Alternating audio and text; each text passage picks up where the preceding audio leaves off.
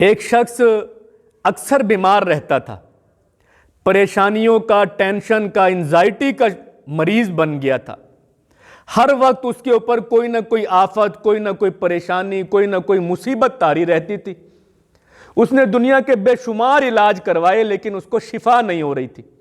اس کے امراض تھے کہ بڑھتے ہی چلے جا رہے تھے، اس کی مشکلات تھیں کہ پھیلتی چلی جا رہی تھی۔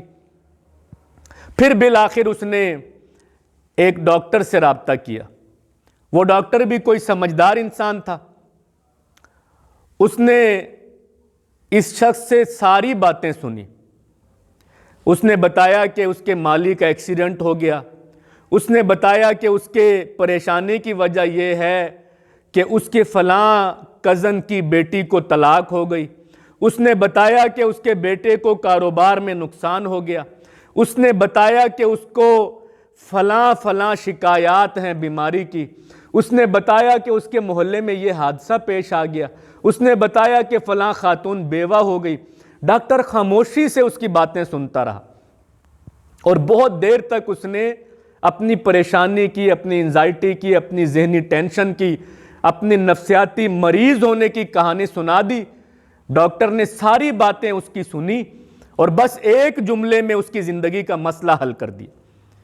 یہ ایک جملہ میرے اور آپ کے لیے بھی زندگی کا لاہ عمل ہے اگر ہم اس کو سمجھ جائیں۔ اور وہ جملہ کیا ہے؟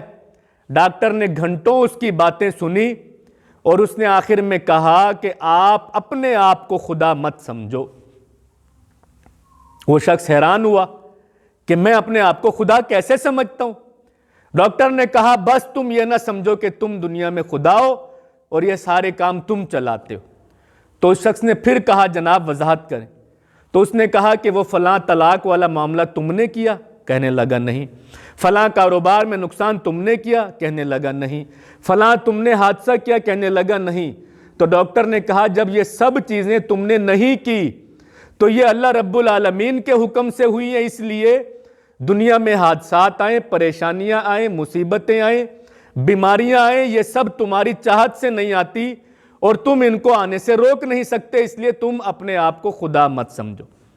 جب اس شخص نے اس حقیقت کو سمجھ لیا تو اس کی زندگی سے ٹینشن، اس کی زندگی سے ذہنی مرض، انزائٹی سب کچھ ختم ہو گئی اور وہ ایک نارمل انسان کی طرح زندگی گزارنے لگا۔